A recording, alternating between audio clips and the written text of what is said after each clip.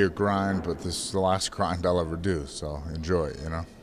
It's hard to make the most of things when you're in them, you know. You forget how fun fighting is or why you got into it because it becomes a job, you know. So does that mean then you now have had the time to look back, now that you've retired, look back, look at some of your fights, relive the moments and think, hey, you know what, that was pretty great? Well, yeah, you know, just enough to be sad I can't do it anymore. But that's the nature of it. You can never truly appreciate something until it's gone. How surreal was that moment on stage there, Forrest? Was there a finality to your career? No, not yet. I think it had already hit me a little before, so no, I was just, you know, it's a cool thing. I had actually a lot of friends and family made the trip, so.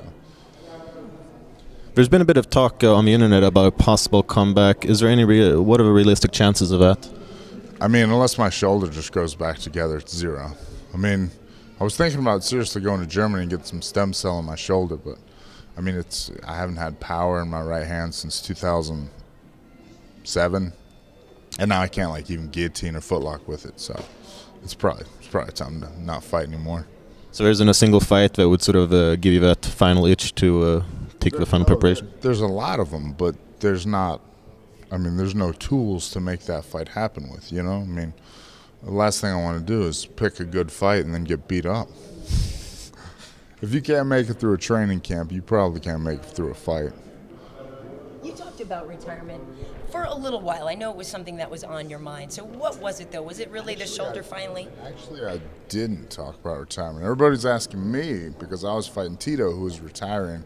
And so I was like, no, I'm not retiring at all. Because I had no intention of doing it. Even if you think I was already semi-retired, I fight like twice a year, which is great, you know. That's like really I only spent like 20 to 30 weeks worrying about fighting, you know. So I was fighting twice a year was great. But what was it that finally, flipped the switch though and finally made you say, you know what, I can't keep going? Well, I was already babying my shoulder when I was getting ready for Phil Davis, and then blew the knee out like the year recovery type injury, and I was like, all right, no knee, no shoulder, it's time. Was it a conversation that you had with Dana, or did you go to him and tell him, listen, I'm done? No, I just texted him about a week after I saw the Vanderlei-Brian Stan fight. What did the text say? I'm done. I think it did actually. By the way, I'm quit. You're the second generation of the super fighters. This feels like the end of an era. Are you ready to sit back and watch the first new athletes in not only the UFC, but the first guys who actually picked MMA as a first option sport? Yeah, well, I was having that conversation the other day. What's the best, martial art? And something we were talking about, I believe, yesterday on stage was these kids today. They don't even know what they're wrestling, they're boxing. They're doing it all together seamlessly, and so I think there is, there's still an evolution, and you think basketball, football, we're still new in the sport. I mean, this is still maybe like the 70s for basketball, Remember like in the 50s, then they made dunking illegal and the hook shot was developed. Shit like that's still happening. This is a newer sport, And the other thing is, I had an old boxing coach, Doc, used to say the talent goes where the money is. And the heavyweights were always slim. And, the lightweights, that's going to be a stacked class. They just created it. Those guys have no other sport to compete in. Those guys grew up wrestling, boxing, doing weight class sports, because they were smaller. They didn't grow up playing football and basketball. Guys that played football and basketball now might say, hey, I like fighting. You can make just as much money fighting. Forrest, why do you think that fight, what was it about that fight that still just resonates today? It was a great collusion of circumstances. It was everything kind of hit at the right moment for us. It was the right time of the night, the finale, the live show. The deal, the whole show was still kind of in question. And it was that straw that kind of pushed it over and said, oh, okay, now this is something that needs to, continue, or we should do another season of this. So being at the right place at the right time. I've always had a lot of luck in my career, and everybody will tell you that. But what they don't realize is I've also had a lot of bad luck. I've just had a lot of luck. I want to talk about the job you're doing with the UFC. When you were retired, and Dana talked about that, I was at that event, and he said you're going to be doing outreach and how you were perfectly suited for that. Can you comment on what you'll be doing with the UFC and what that means to you? Well, thus far, we've I got to sit on a couple meetings with charities that the UFC's thinking about working with. And the coolest thing thus far is Zappos donated some shoes, and the UFC put together a venue, a time, a place, just the kind of logistical stuff of giving the shoes to kids from a girls and boys town, and that's something that, as I kind of ease into it, I'd like to play more and more of a role in, and, actually be the guy with the clipboard saying, okay, this guy's got to be here at this time, this guy's got to, it's a very cool thing. And we were down at the Gay and Lesbian Center downtown, everybody's coming up and thanking me, and I'm like, yeah, I actually didn't do anything, but you're welcome nonetheless. I'll pass that on to Lorenzo and Dana that you guys, your thank you. But yeah, so you get to, it's kind of like I said about law enforcement. You get to do good deeds, and that's your job. You get paid for it. So. How's the writing going? Are you going to keep doing that? I don't know. You're so good. You've got to keep doing it. I told you the story. I think I had. You're doing it on phones, right? Well, I had my phone, and I don't back phones up because I'd be like using a condom. That's for pussies. No, I'm kidding. I don't know why I said that. So anyway, I got mad. You can get fined now. Remember, you said that I work Out of condom. I now work for the UFC, so I'm no longer an independent contractor. Yeah, but so I threw my phone. I was trying to give my mom directions. Right off the bat, while she's driving, illegally talking on her phone. So I just got so frustrated, I threw my phone down and it broke, and they weren't able to retrieve any of that book. Yeah, that was like a year ago. So I'm still, I take notes now, and now I do the iCloud thing. So next time I have extreme road rage, I had secondary road rage. Sympathetic road rage. Well, I had another idea too, because Steven Seagal, I don't know if he's making Lawman anymore. Right. With your background in law enforcement and your fighting style, I think you could do a good series. I've done law enforcement enough to know it's kind of like a job. Yeah, I don't want to do that. Forrest, when you started and when you got in that fight with Stefan, did you ever think that this many years later you'd be able to make a career not only in the octagon but also just long term out of UFC and fighting? Well, I'd hoped. Did I think, like a week or two after that fight, my life kind of changed, People started noticing me, and, people were like, oh, that's what you've been doing. That's why you show up, I work with bruises and stuff, and so, I'd hoped that this would be my path. Forrest, what are you going to miss most about being a fighter? There's a lot of things I'll miss. The actual fighting, training, I got into this because I really like to work out and train and hit people. I didn't used to mind getting hit. I don't like getting hit so much anymore, but I didn't used to mind it. Are you going to stay in shape now? Oh yeah, no. I've always. Being a heavy guy, I don't think so. I'm, this is me, and I still can't. I'm in decent shape now, and I still can't work out 100% because of my knee. But no, I enjoy working out. I enjoy, I'll still roll 2 or 3 times a week, just with the old people. What did you think when you found out that Stefan had named his baby Griffin?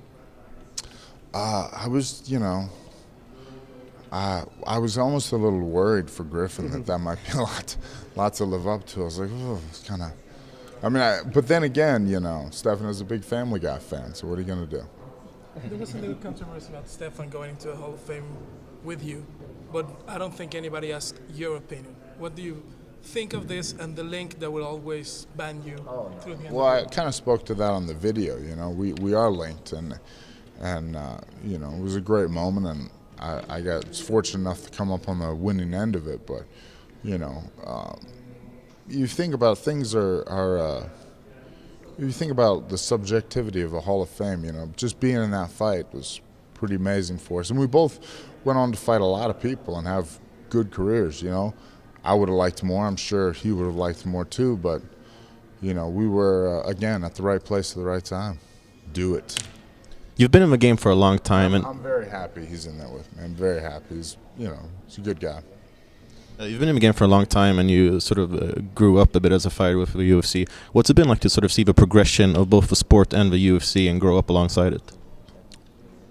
That's a deep and introspective question that would require thought on my part.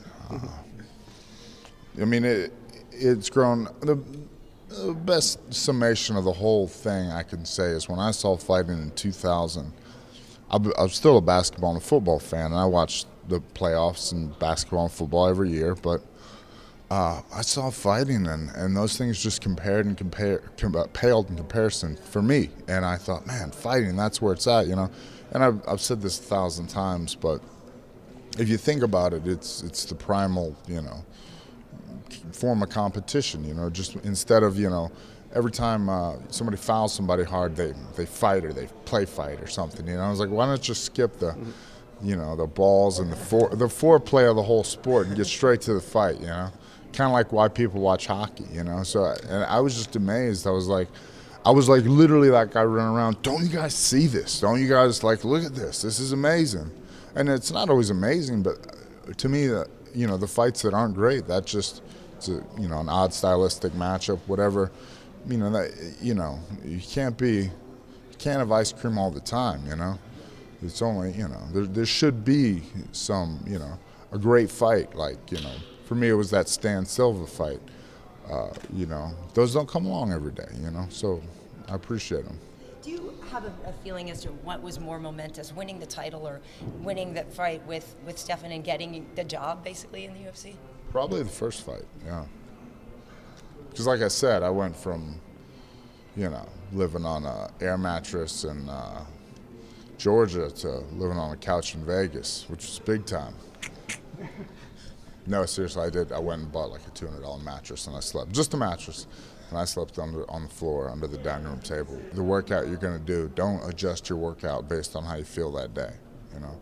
Or if somebody's going hard and you plan on going hard Thursday and it's Wednesday, you say, no, I'm gonna chill, and I'm gonna say, you know, structure your workouts, periodization, shit like that, complicated stuff. It sounds stupid.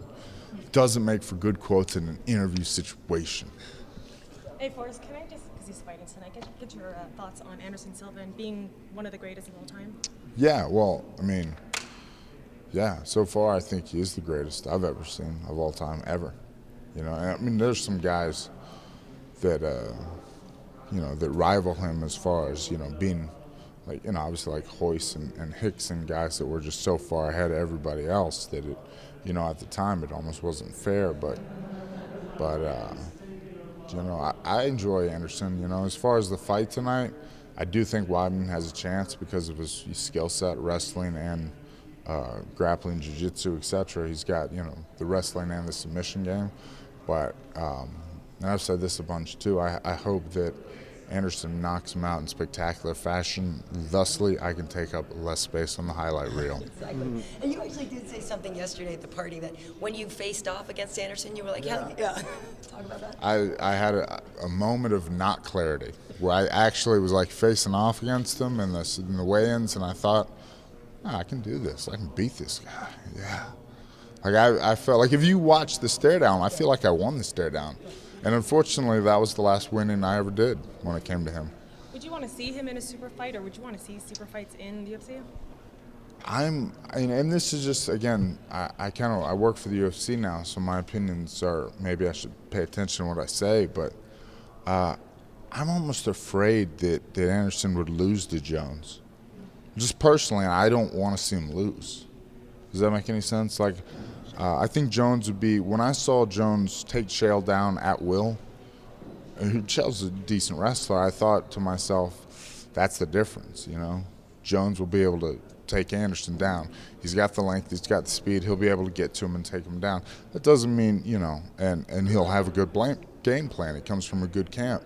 And that's just, you know, third-hand speculation.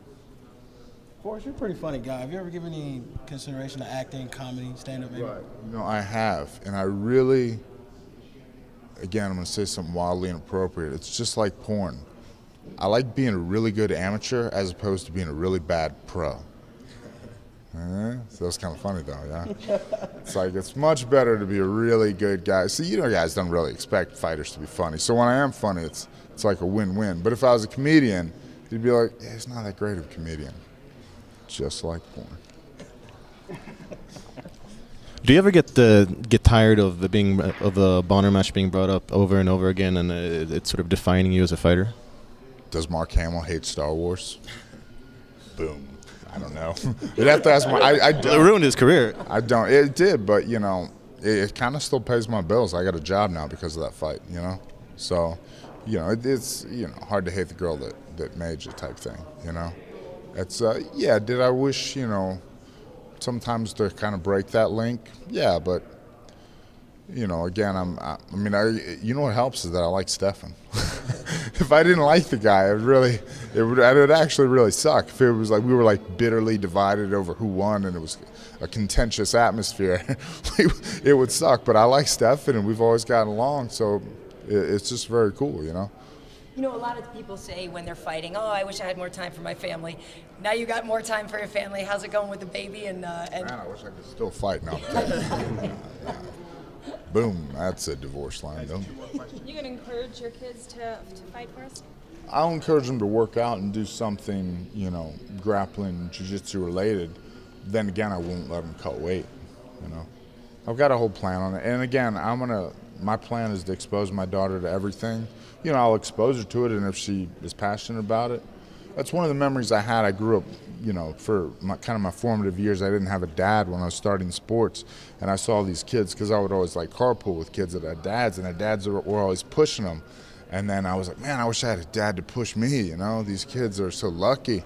And then I realized that that's what burns you out, These kids hate this. I'm doing it because I love it. And nobody's encouraging me to do it, really. My mom doesn't even want me to play football. She's like, don't do that, play soccer, it's safer. That was before they knew hitting the ball would make you brain dead. But, yeah. Last question. Last question. Make it good, guys, please. Good one. This is your final event as a quote-unquote fighter, going to the expo, going to the Hall of Fame. So tomorrow morning you're going to wake up officially as a UFC employee. How does it feel? Well, I was just actually thinking of logistics that it's going to be hard to do his job and walk fighters from one place to another. Because people will be like, hey, Forrest, do something. I was like, no, man. It was kind of like, oh, sorry, I keep doing that. I'm going to blame it on you. But, it was kind of like I was so, curt at the press conference because I don't like being in the way. I don't like detracting from guys. When they had just fought, that want to be with their families, have been training, etc. I didn't want to take up their time. It felt like this wasn't my moment. It's these guys' moment. They just fought. I should get out of the way. So that it's kind of tough to kind of get out of the way and let guys, shine and just be like, I don't want to be walking a fight around and be like, hey, Forrest. I'm like, yeah, this is the guy that's actually fighting tonight. Shut up. Thank you. Thank you very much. Very much.